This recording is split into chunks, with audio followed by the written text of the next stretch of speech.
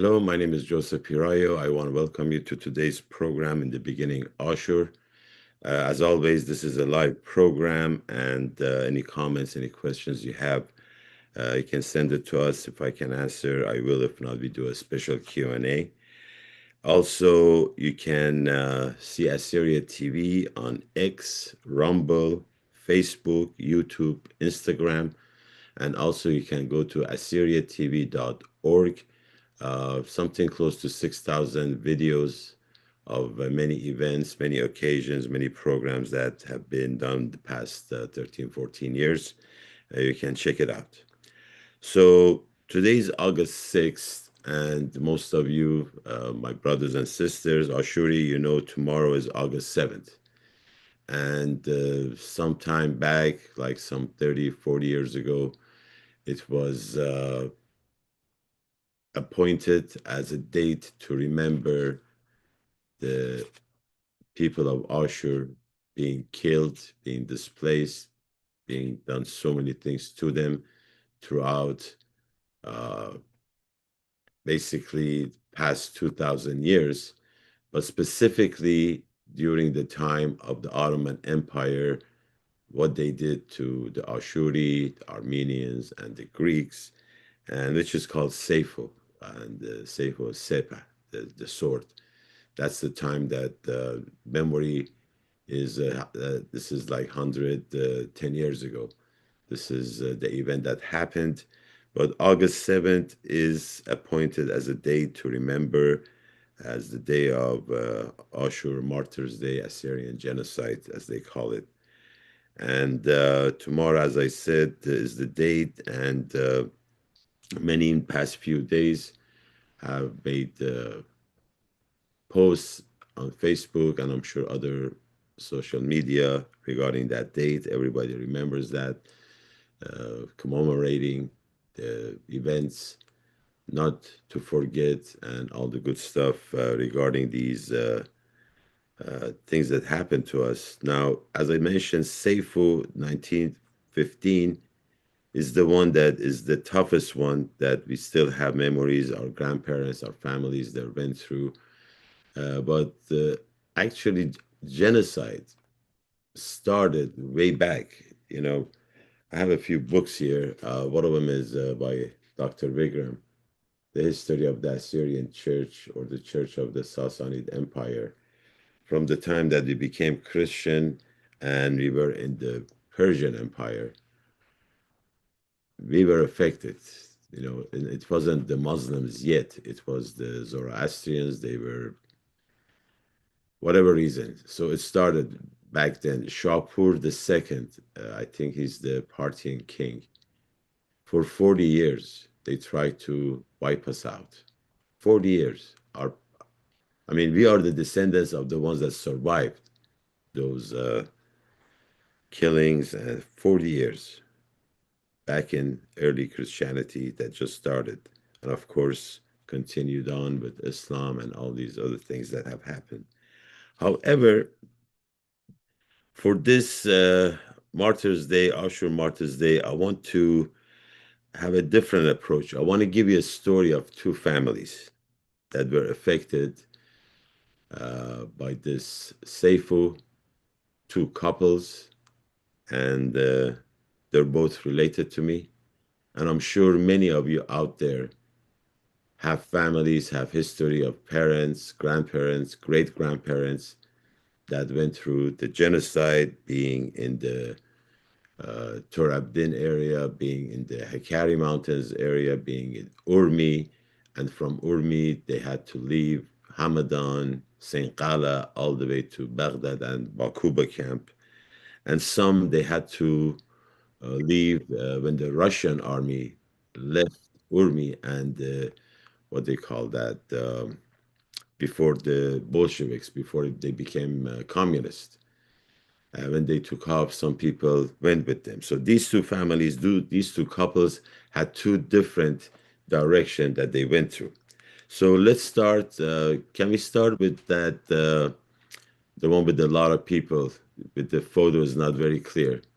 So this is the photo of my grandfather, father's side of the family. And if we can, I don't, to go to the right of the photo, the guy with the mustache between these two ladies, I just want to let you know who these people are and what happened to them during this genocide, the Seifu, 1914, 15, 16. This is before the murder of Marbinyam and Shuman by Simcoe. So uh, when you see, yeah, perfect. So the guy sitting down, uh, behind him is his mother, and behind that woman is my grandfather, Elia Aghajan Pirayo, and next to him is my grandmother, Olga Pirayo. And as I mentioned, my great grandmother next to my grandfather, Nana Shabo Sharbat. Those back then they had these beautiful names. They were three sisters, Shirin, Shaker, Sharbat, like as sweet as you can get. So that's Nana Shabo, and sitting down is Khalu Yosef. This is my grandmother's brother, and I'm named after him. Believe it or not, this is my great uncle.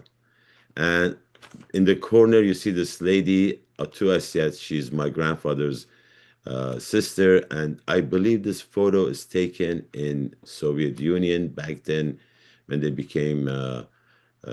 country became communist. So these are, and of course, the area that they settled was in Ukraine. So what happened with this couple? When the Russian army in 1915, 16, I'm not sure exactly when was that they left.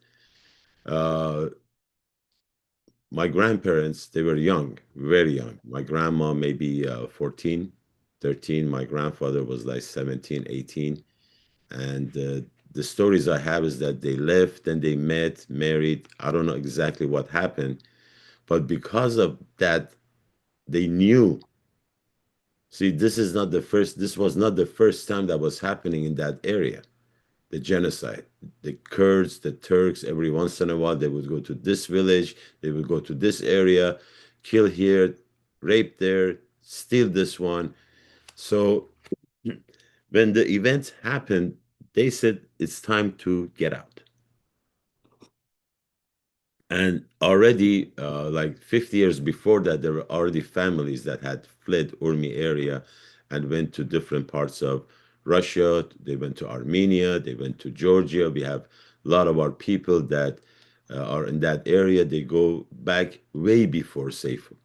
I'm sure most of you know Madeline Ishoeva, great, beautiful singer of our nation that lives, I believe, in Armenia, Arzeni.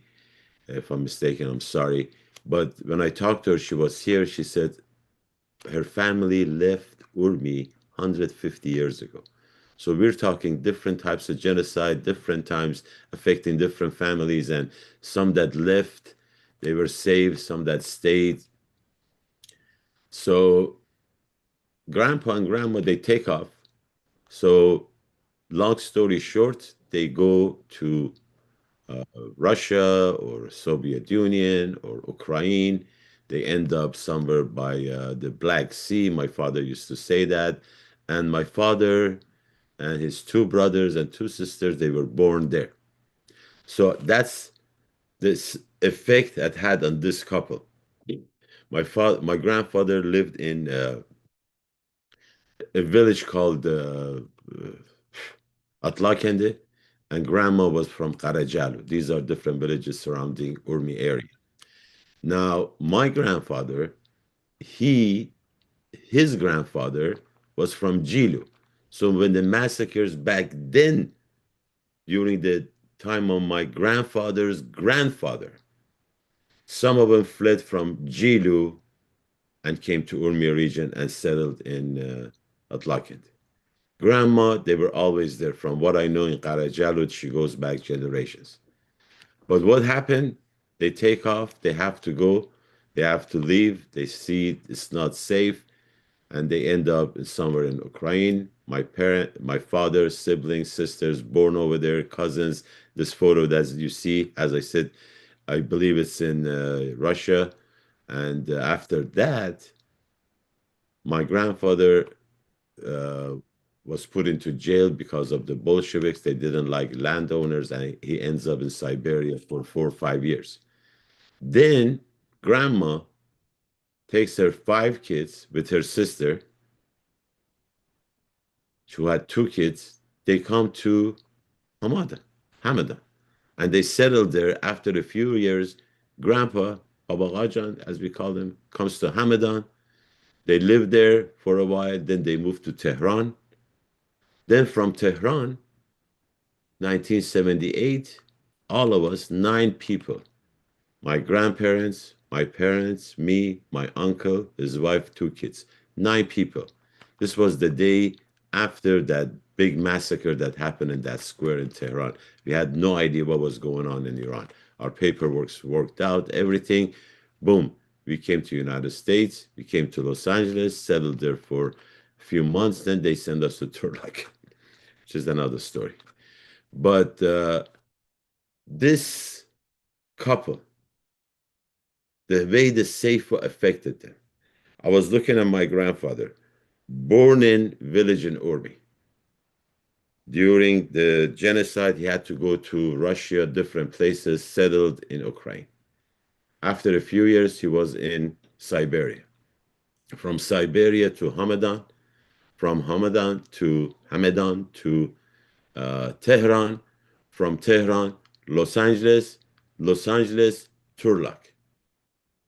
And that's where he's buried.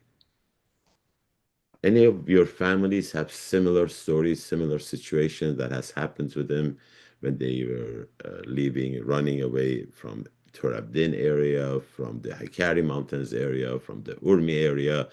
Uh, it's it's a story that it's like, is this for real?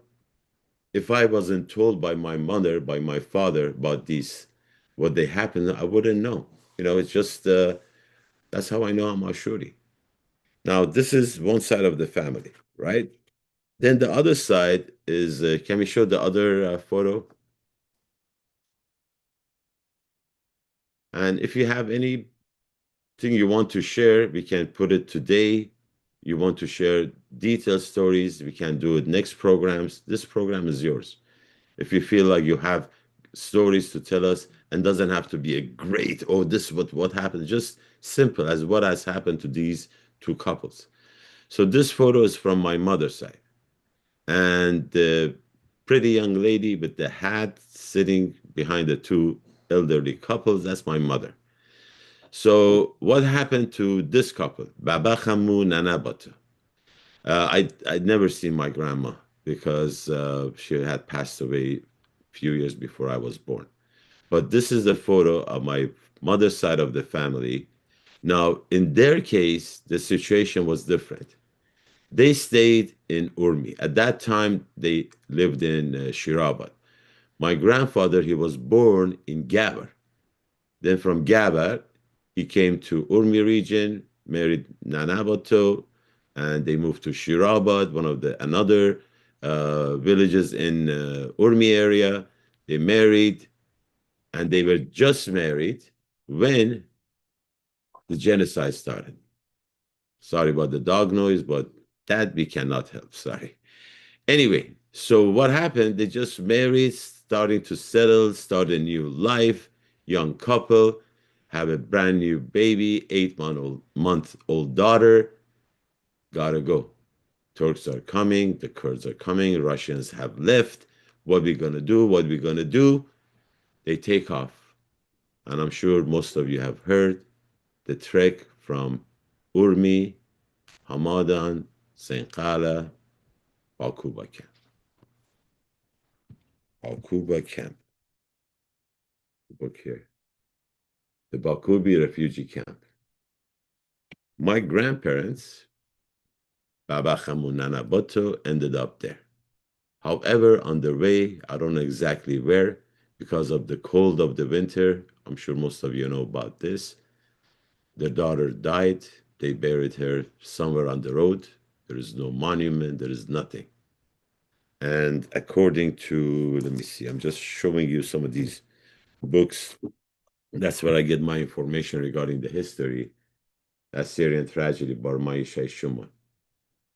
he mentions 90,000, 90,000 of our brothers and sisters from the Syriac church, some Chaldean, from the Hakari Mountains, from the Urmi region, plain region. All of these Ashuris were united, were one, unfortunately, unfortunately under a very, very, very sad situation. 90,000 left. Three of them, my grandpa, my grandmother, and their daughter. 30,000 made it to the Bakuba camp. 60,000 died. 60,000, two-thirds. How many people do you think we have or we had back then, Ashuri? 60,000 is a big, big tragedy. And of course, they lost their daughter. They end up in the camp. They stayed there for a while, maybe a year or two. I'm not sure exactly. And you know what? They go back to Urmi, to Shirabat, like nothing happened. Then they had five kids. One of them, my mother, the youngest. And she told me about the stories that her father used to say. And one of the stories that she told me was that when they came back, there were some people from the Hekari Mountains that they stayed in the Urmi area. They didn't go back to the mountains. And there was this Tiaraya guy that was friend with my grandfather. And their families, they went through, like, the guy, I'm sure he lost everybody in his family. He was the only one left. He was a young guy. And when they came back to Urmi, they used to go Kurd hunting. Kurd hunting. The memories, they just couldn't forget. And I listened to my mother, like, Grandpa killed Kurds just to kill them. He said, yeah. His daughter, his family, there's so many family members. They were murdered, they were raped, they were displaced, they were did this, that. You just look back and say, wait a minute, like, I don't know if you can relate to this on a personal level. It just had to, I was younger, but the older I get, I said, wait a minute, Grandpa killed people? He was a murderer? Or was he a murderer? Back then, kill or be killed. It's very sad. It's very sad. However, Grandpa came back with Grandma, Nana Bato. They had five kids. As I said, the youngest one, my mom, and they settled there in Urmi area.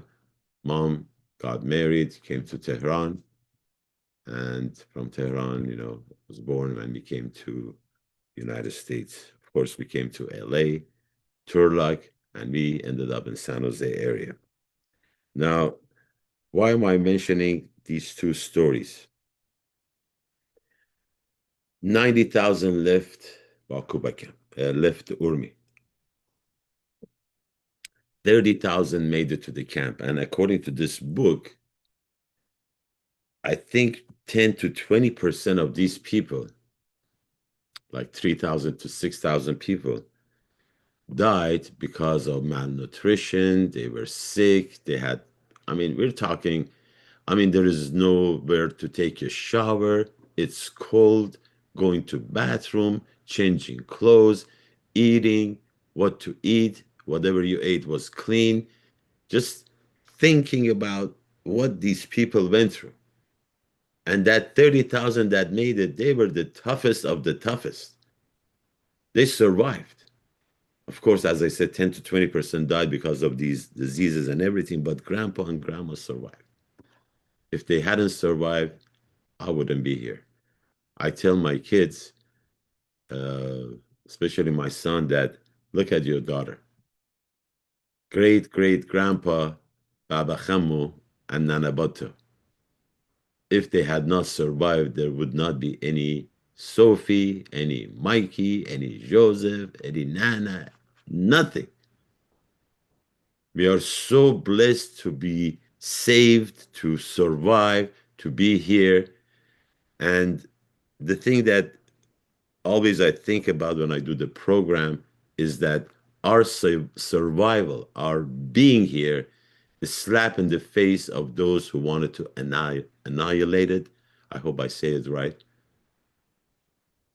For some reason, they don't want us. They don't want us. They didn't want us. Killed, killed, killed. And of course, the Semele massacre happened. And about 10, 11 years ago, the ISIS, right? Now, I was checking on numbers. So my grandfather, Agajan, and his wife, they survived by leaving and going to Russia, Ukraine. So when they left, it was two of them. Then they had five kids, and they came back. So I want to give you the number from grandpa all the way to the latest great grandchildren or great great grandchildren. Total 46 people. Of the 46, eight have passed away. Eight. So right now there are 38 descendants of Agajan and Olga. 38. The two that survived of the 30,000 that made it to Bakuba camp. How about other survivors that were at the camp? How many more people we have there? How many of them know who they are? How many of them know their history? Then I went to the other side, Baba Khamu and Nana Bato. Two of them, they had five kids. They produced a little bit more.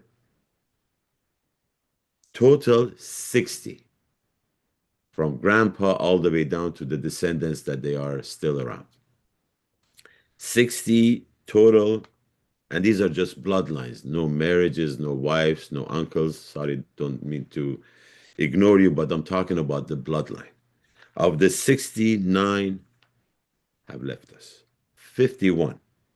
51 from two that survived.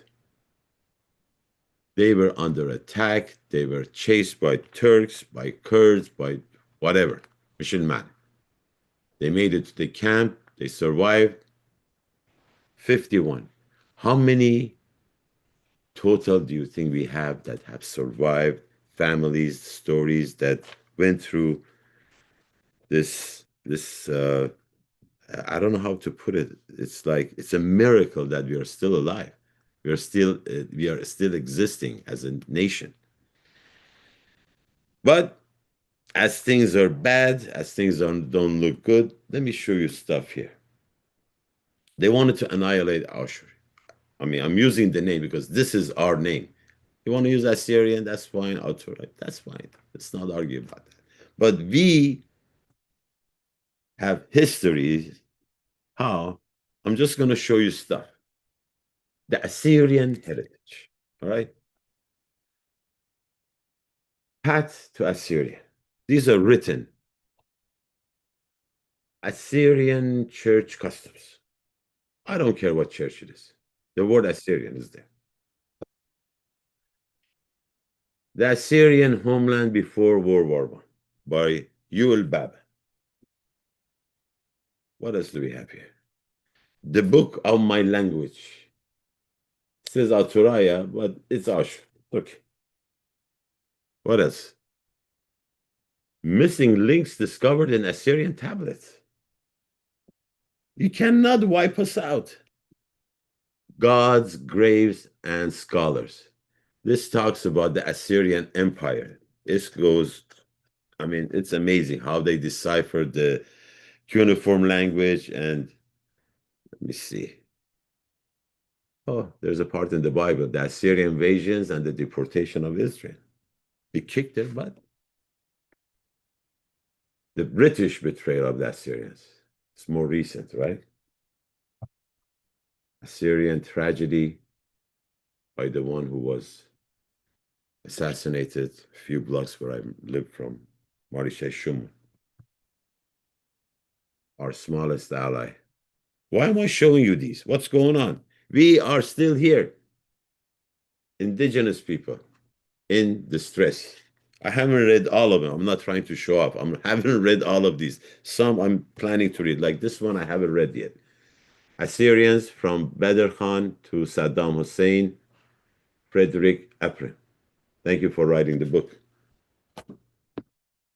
The history, Dr. Vigran, church history, Assyrian church history. Of course, another book that is the latest by David Kahn, Massacres, Resistant Protectors, and Akuba refugee camp. I'm sure you have, those of you have seen this program, you know I show off by this. I am Ashurbanipal, king of the world, king of Ashur, Assyria. And this is the latest edition. My brother-in-law just came from London, and he brought me this. Assyrian palace sculptures. You want to wipe us out? You're tough for some reason. I mean, for people that have no unity, many names, religious interference, genocide, moving around all over the world. Oh, one thing I forgot. Of these people that I mentioned from my both sides of the family, we have people in San Jose right here, Turlock, LA County, like different cities in Los Angeles. In Pebble Beach, you have a rich family member, he's a lawyer. Orange County, different cities. Chicago, Connecticut. These are from both sides of my family, my mother and my father.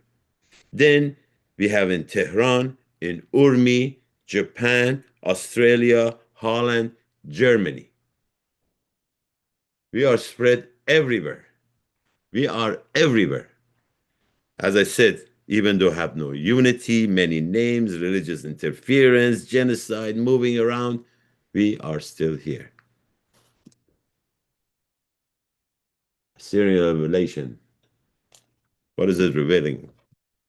And again, in a book that will never go away, we are mentioned in that book, and we will stay forever until the word of the Lord is history. Means what? Can we show that blue color photo? There will be a state of Ashur. I don't know when. I don't know. But I know my part. If you haven't read any of these books, check them out, read them, and share them with your kids, with your grandkids. Share our history. Tell them who we are. Tell them what we have been done to us. Tell them that we are, I mean, cradle of civilization. We're not talking about just nothing. Share that. Beautiful stories. Genocide happened. It's sad, but at the tragedy that right now, if we are not careful, is losing our identity. Ready? Blessed be Ashur. Blessed be Ashur, the work of God's hand. Ahaya Ashur Chaya. Chaya Ashur. Thank you very much. I will see you later next program. Thank you. Sheikhani.